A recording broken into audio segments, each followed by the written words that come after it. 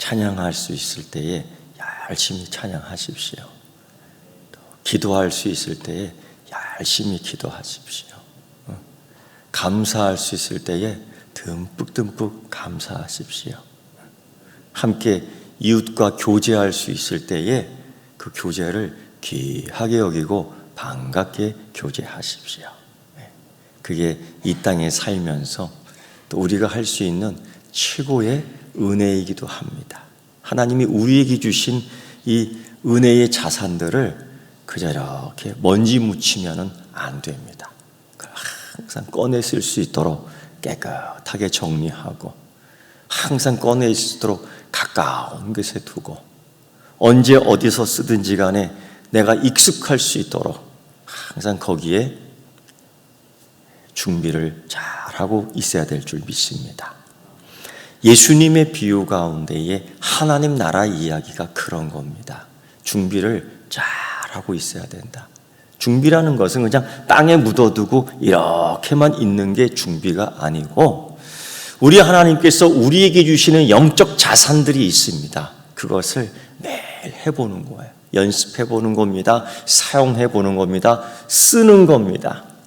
쓰면은 없어질까 걱정되지요. 절대 그렇지 않아요. 우리 하나님께서 주시는 이 영적 자산들은 쓰면 쓸수록 30배가, 60배가, 100배가 늘어나는 줄 믿습니다.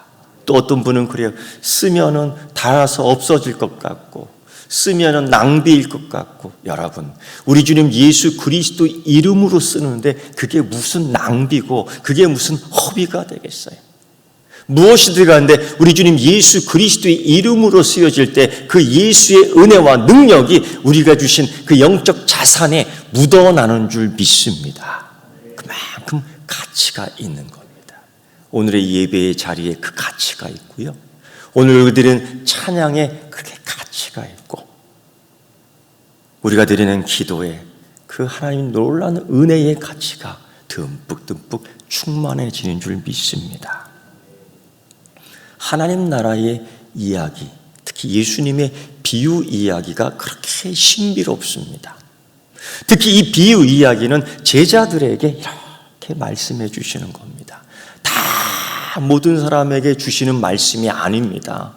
하나님 말씀이라는 게 다 듣고 깨닫는 게 아닙니다. 어떤 사람은 그 말씀 듣고 오해하는 사람도 있고 어떤 사람 그 말씀 듣고 분을 내는 사람도 있고 어떤 사람 그 말씀 듣고 실족하는 사람도 있고 어떤 사람 그 마음 듣고 상처받는 사람이 있고 어떤 사람 그 말씀 듣고 치유되는 사람이 있고 다 달라요. 다 다릅니다.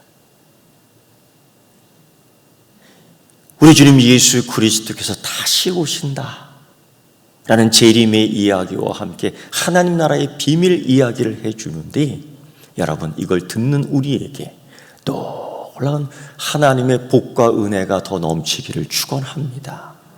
여러분 예수님께서 가르치신 이제까지 하나님 나라의 비유 이야기 예수께서 다시 오신다는 이 이야기 속에서 확실한 결론들을 보여주셨습니다. 악하고 게으른 종 충성되고 성실한 종의 정말 정반대되는 삶의 축복과 그렇지 못한 삶을 우리가 비교해서 알게 되었습니다. 미리 준비하지 못한 어리석은 다섯 처녀처럼 뒤늦게 문을 두드리지만은 결코 열어주지 않습니다. 늦었다. 불의한 재판관과 공의에 호소하는 그 과부의 이야기를 볼 때에 역시 공의는 이기는구나. 역시 선은 이길 수 있구나. 역시 하나님은 살아계시는구나. 그것을 우리는 또한 느낄 수 있습니다. 이렇듯 하나님께서는 분명한 공의를, 분명한 정의를, 분명한 말씀의 가치를 보여주셨습니다. 그런데 오늘 우리가 읽은 말씀을 읽다 보면은 참으로 황당하기 그지없습니다. 우리를 어리둥절하게 만드는 말씀 가운데 하나가 이겁니다. 예수님, 가서 볼 사람이 없어서, 가서 배울 사람이 없어서 그 불의한 청지기, 옳지 않은 청지기의 모습을 배우라고요? 그 사람의 삶의 인생에 있어서 무슨 가치가 있어서 배우라는 겁니까? 우리는 이렇게 오해할 수 있습니다. 도대체 어떠한 사람이기에? 누가복음 16장 예수님의 비유 가운데 이 옳지 않은 청지기의 삶이라는 게 그렇습니다. 그는 악합니다. 그는 주인에게 충성하지 않았습니다. 여러분, 주인에게 충성하지 않은 한 달란트 받은 사람을 기억합니까? 주인이 돌아와 그를 평가할 때 이 무익한 종을 바깥에 어두운 데로 내쫓으라. 거기서 슬피 울며 이를 갈리라. 내가 쫓는 거예요. 더 이상 집에서 잘 수 없습니다. 더 이상 추위를 피할 수 없습니다. 더 이상 더위를 피할 수 없습니다. 더 이상 맛난 것을 먹을 수 없습니다. 휴식을 취할 수 없습니다. 그저 어두운 곳에서 이를 갈며 분통 터뜨리며 인생을 그렇게 사는 게으른 자, 뻔뻔한 자, 악한 일을 도덕도 없고 윤리도 없이 행하는 사람. 예수님께서는 이미 이런 비유를 통해서 그의 결론을 분명하게 말씀해 주셨습니다. 오늘 나오는 이 옳지 않은 청지기의 삶도 그런 것 같습니다. 처음에는 사소하게 부정을 저질렀습니다. 어느 부자 사업가 밑에서 청지기의 일을 하는데 아마 회계의 일을 맡았던 것 같습니다. 그런데 잔돈 부스러기가 떨어지는데 계산하기가 참 불편한 것 같습니다. 지금처럼 정확하게 기입하는 것이 아니라 그저 이렇게 무게를 다는데 하나를 빠뜨려도 그 무게가 그 무게고 하나를 빠뜨려도 그 부피가 그 부피, 조금씩 자기 주머니에 넣는데 표시가 나지 않습니다. 들키지 않습니다. 또 은밀한 방에서 하기 때문에 누구 하나 보는 사람이 없습니다. 간땡이가 점점점 커지는 것 같습니다. 점점점 악을 저지르고 거짓을 하고 탈세를 하는데 전혀 두렵지 않습니다. 그리고 점점점 커지기 시작하는 거예요. 공짜로 번 돈은 참 쉬 나가는 것 같아요. 노름으로 돈 벌어서 부자 됐다는 사람 없지 않습니까? 다 사치하는 겁니다. 명품의 가방, 수입의 차를 타고 가는데 소문이 납니다. 저 사람이 어떻게 무슨 돈을 벌어서 무슨 돈이 있어서 외제차 수입하고 타고 다니지. 저 사람이 무슨 돈이 있어서 머리부터 발끝까지 계산해 보니 2천만 원은 되는 것 같다. 무슨 돈이 있을까? 이런 소문이 웅성웅성 수근수근 도는데 급기야 주인의 귀에 들어갑니다. 여봐, 당신의 청지기가 이상해. 자기의 자리에 있지 않고 외제차 타고 다니며 비싼 옷 사치스럽게 살아가는데 오늘은 저쪽, 오늘은 저쪽에 있네. 돈과 설을 구분하지 않고 빨빨거리며 돌아다니는데 아무래도 이상해. 들통이 납니다. 회사의 자산, 자기의 것이 아닌 걸 빼내서 주식 투자하고 회사의 돈을 몰래 뻗어서 이자놀이하고 원금이 회수될 줄 알았는데 시간에 맞춰 회수되지 않지 않습니까? 급기야 감사에 걸려 들통이 납니다. 자신의 이 불법한 행동에 대해서 변명의 여지가 없습니다. 너무 자명하기 때문입니다. 주인이 이렇게 얘기하지요. 16장 2절에 말씀. 내가 너에게 대하여 들은 이 말이 어찌임이냐? 내가 보던 일을 셈해봐라. 계산해봐라. 감사해봐라. 청지기 직무를 계속하지 못하리라. 네가 이 회개의 일을 맡지 못하리라. 주인의 재산을 함부로 남용했기 때문에 변상을 하거나 벌을 받는 것이 마땅합니다. 그래서 이 위기에 빠진, 아니 들통난 이 옳지 않은 청지기가 속으로 생각합니다. 어떻게 하지? 변상을 하자니 돈이 없고 나가서 땅을 파자니 힘이 없고 빌어먹자니 자존심도 상하고 어떻게 하지? 청지기는 자신의 지난 허물을 은폐하거나 변명할 방법을 찾을 수 없었습니다. 난감했습니다. 하루 이틀 끙끙 앓습니다. 이러다가 내가 센거지 날거지가 되겠다. 정말 이러다 쫓겨나면 나는 노숙자 방랑자가 되겠다. 정말 이러다 굶어 죽는 거 아니야? 어떻게 하지? 그는 고민을 합니다. 자기 미래에 대한 걱정이 앞섭니다. 이 직장을 잃어버리며 이 회계사의 직분을 잃어버리며 이 청지기의 직분을 잃어버리면서 먹을 것 걱정을 합니다. 앞으로 어떻게 살지? 앞으로 내 노후를 어떻게 준비해야 되지? 내 미래는 어떻게 되는 거지? 걱정에 걱정, 염려에 염려, 근심에 근심이 터해간 겁니다. 이때에 딱 생각 하나 나는 겁니다. 옳거니 내가 나의 미래를 위해, 내가 나의 노후를 위해 한 가지 생각이 났다. 아이디어가 딱 튀어나온 거예요. 이걸 아이디어라고 말하지 않고 우리는 이렇게 얘기해요. 계략이다라고 얘기합니다. 무슨 계략이냐? 아직까지도 이 일을 마치기 전에 내가 할 수 있는 일 하나가 있다. 아직까지 주인의 장부를 만질 수 있는 기한이 내게 있다. 참 이상한 거는 저 같으면은 당장 스톱, 저 같으면은 당장 중지, 그리고 다른 사람을 투입하여 감사하게 하겠어요. 근데 이 주인은 이상하게 마무리 잘 하도록 하라, 정리하라 하면서 시간을 준 겁니다. 어떻게 보면 이 불의한, 이 옳지 않은 청지기에게 이 주인은 시간을 벌어주는 것 같습니다. 이해하지 못하겠어요. 예수님은 이 비유를 이야기하고 있습니다. 그가 준비할 수 있는 시간을, 그가 대처할 수 있는 방향을 짜내도록 시간을 주는 것 같습니다. 당장 하지 않는 것 같습니다. 이때에 이 옳지 않은 청지기는 기가 막힌 묘책을, 내가 할 수 있는 이 범위 안에서 하나를 고안해냅니다. 바로 그거예요.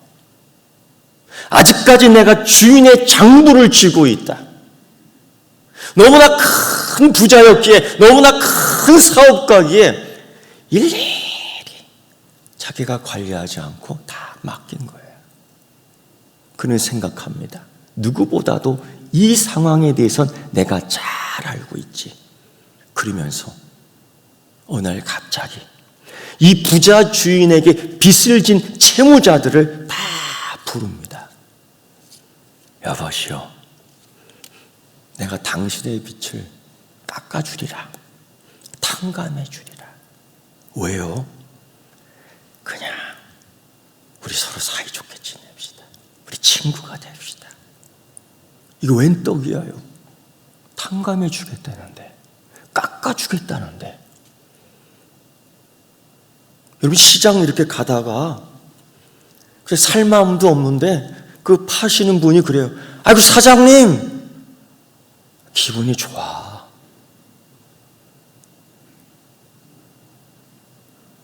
어느덧 애세를 낳은 아줌마가 되어서 걷고 있는데 그 여주인이 그렇게 부르는 거야. 아가씨라고 부르는 거예요.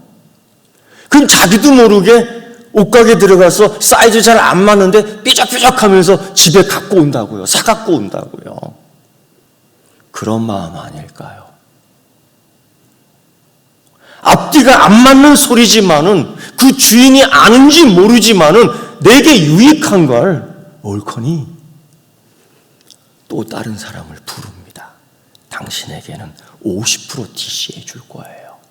당신에게는 20% DC해 줄 거예요. 아주 적극적으로 불러댑니다. 여러분, 그들의 채무의 구조를 보면은, 채무의 규모를 보면 결코 푼돈이 아니었습니다. 6절 말씀 보면 기름 100마리라. 지금처럼 기계로 쫙 짜내면은 지금처럼 화학섬유 쫙 연결해서 그 향기도 쫙 내고 진짜 가짜 쫙 섞으면 진짜가 돼버리는 시대 아닙니까? 그때는 오리지널이라고요. 응? 진짜 참기름, 진짜 들기름이라고요.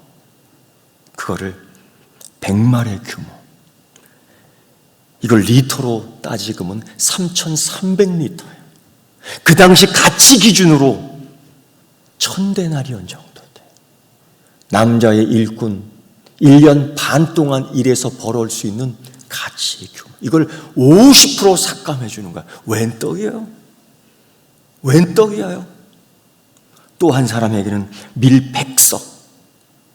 이 밀백석, 비료도 적당하지 않고 농기구도 적당하지 않은 상태에서 그 당시 밀백석을 쌓는다는 것은 거의 10만 평 땅 이상 되는 땅에서 농사를 져야 되는 거예요. 얼마나 힘든데요.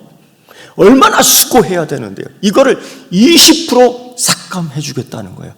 얼씨군이 좋다. 이유가 분명합니다. 왜 그는 그렇게 할까? 훗날. 아니 분명해.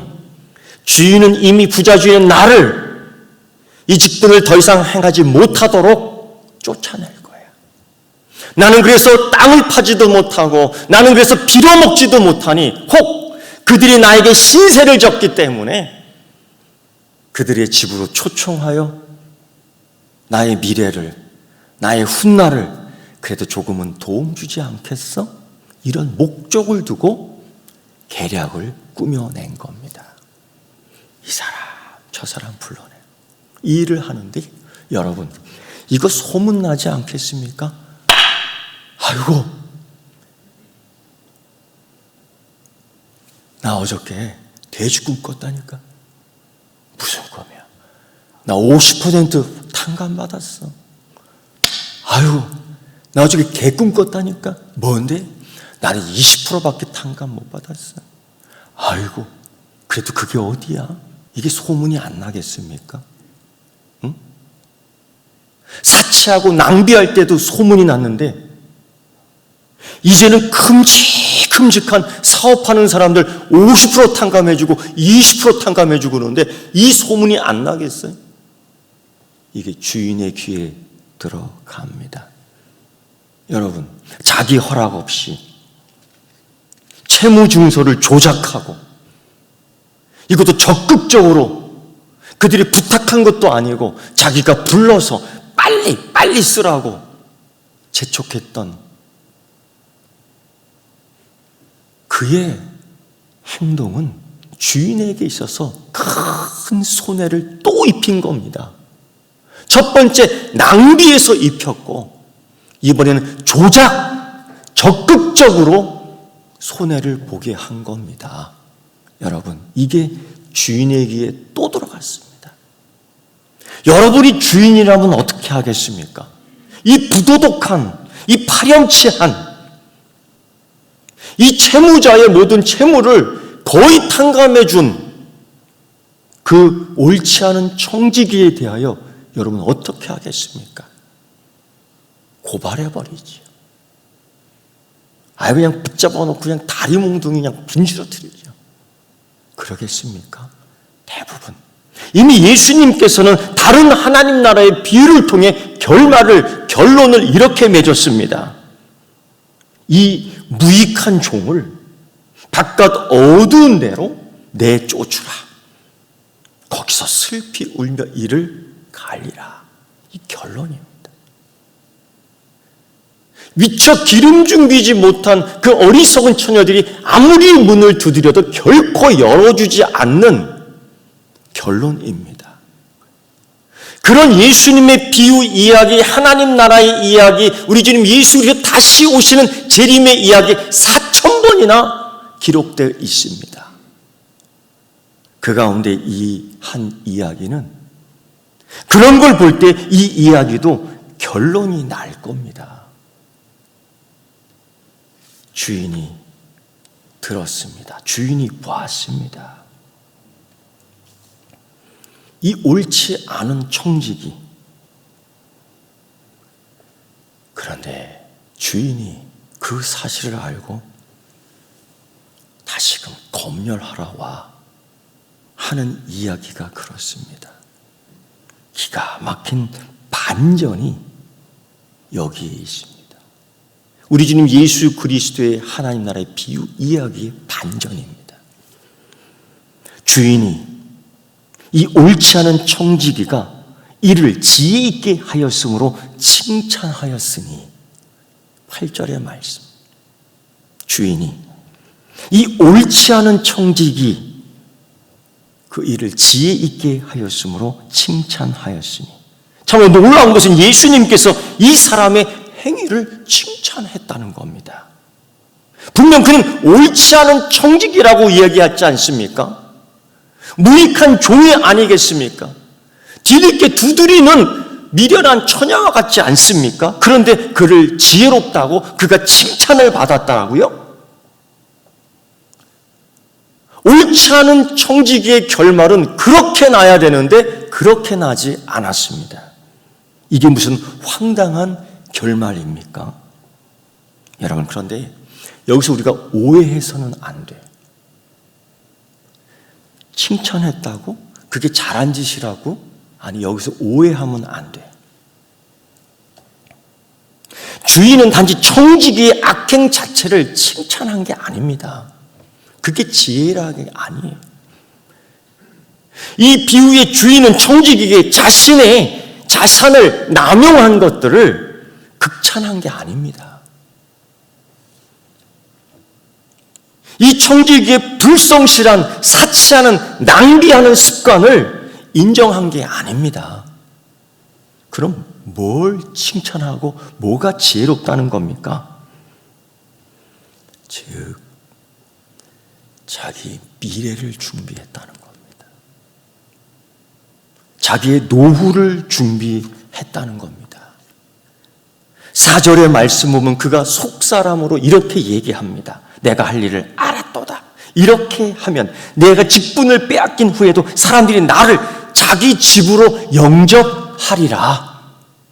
집이 없는 자가 쫓겨나 노숙자가 되고 방랑자가 되고 거지가 되고 일할 힘도 없어 비참한 미래를, 비참한 노후를 맞이할 수밖에 없었음에도 불구하고 이런 행동을 통해서 그는 들어갈 집을 얻고 친구를 얻었던 겁니다. 이게 지혜롭다는 겁니다. 칭찬을 이끌어낸 것은 바로 이 미래의 계획을 준비한 기발한 행동이었던 것입니다. 자기 미래를 위해 얼마나 철저하게, 얼마나 자세하게, 얼마나 계획 있게 준비를 했습니까? 그래서 그는 그렇게 미래를 보장받을 수 있었던 겁니다. 이 비유를 통해서 예수님은 두 번째 충격적인 이야기를 또 해줍니다. 이 세대의 아들들이 자기 시대에 있어서 빛의 아들들보다 더 지혜롭도다. 아니, 세상의 아들들이 하나님의 자녀보다 더 지혜롭다고요? 그게 무슨 뜻입니까? 이 세상의 아들들은 먹는 거, 입는 거, 자는 거, 노는 거, 즐기는 거, 명예, 부, 권력 이런 것들로 이 세상 살아가면서 자기 미래를 위해서 그렇게 열심히, 그렇게 실천적으로, 그렇게 실제적으로, 그렇게 구체적으로 준비한다라는 겁니다. 그런데 빛의 아들들은 우리의 시민권은 하늘에 있다고 하면서 그 하늘에 있는 하나님 나라가 다시 오실 때에, 우리 주님 왕이신 예수께서 다시 오실 때에 정말 이렇게 구체적으로, 이렇게 실천적으로, 이렇게 실제적으로, 이렇게 준비 있게 하느냐? 아니다라는 거죠. 예수님은 오늘 이 옳지 않은 청지기의 이야기를 통해서 세상의 아들들과 빛의 아들들을 비교하는 겁니다. 야, 우리가 하나님의 자녀로서, 빛의 자녀들로서 우리 주님 예수 그리스도 다시 오신다는 4000번의 말씀 속에서 우리가 잊어버리고 잃어버리고 준비 없이 살면 되겠느냐? 이 비유에 있는 이 불의한 청지기를 봐라. 얼마나 실제적으로, 얼마나 구체적으로, 얼마나 확실하게, 얼마나 분명하게 준비하느냐? 자기의 미래를, 자기의 노후를 위해서 하물며 우리의 본향이 하나님 나라에 있다며 그것을 기다리는 빛의 자녀들, 그만큼 구체적으로, 실제적으로, 실천적으로 확실하게, 뚜렷하게, 분명하게 준비하느냐? 여러분, 우리 예수 그리스도를 믿는 기독교는 관념이지 않습니다. 그저 명상적인 종교 아닙니다. 예수님은 철학 아닙니다. 예수님은 진짜로 십자가를 지셨습니다. 예수님은 진짜로 고난 받으셨습니다. 예수님은 진짜로 역사 속에 성육신 하신 분입니다. 이 실제, 고로 여러분, 주님은 우리들에게 이때에 하나님 나라를 고대하느냐? 우리 주님 예수 그리스도의 재림을 기다리고 있느냐? 그렇다면 준비하라는 겁니다. 어떻게? 이제는 그럼 어떻게? 구체적으로 무엇을 가지고 준비해야 하느냐? 여러분, 한 주간 동안 추석 명절을 지내며 그거 생각하기를 바랍니다. 어떻게, 무엇을 가지고 우리 주님 예수 그리스도를 고대할까? 기도하겠습니다. 하나님 아버지, 진실로 속히 오리라고 말씀하실 때에 초대 교인들은 주 예수의 어서 오시옵소서라고 말씀하셨습니다. 고백했습니다. 주님, 우리가 빛의 자녀임에 분명하며 빛으로 오시는 예수 그리스도를 영접하고 준비하는 일에 구체적으로, 실제적으로, 실천적으로 행함의 능력이 있는 자녀 되게 하여 주옵소서. 오늘 불의한 청지기에서 배우라고 할 때에 불쾌했습니다. 불평했습니다. 그러나 이 진실 가운데에, 이 진리 가운데에 하나님께서 기다려주시며 그 주인이 다시 한번 한 가지 마지막 남은 사명을 남겨두었다는 것 기억하고 이때에 그곳에서 지혜를 짜내며 자기의 미래를 준비한 그 청지기처럼 우리는 이 거룩한 사명 앞에 이 사명을 기다려주시는 주인 되시는 우리 하나님 앞에 충분히 준비케 하여 주시옵소서. 예수님의 이름으로 기도드리옵나이다. 아멘.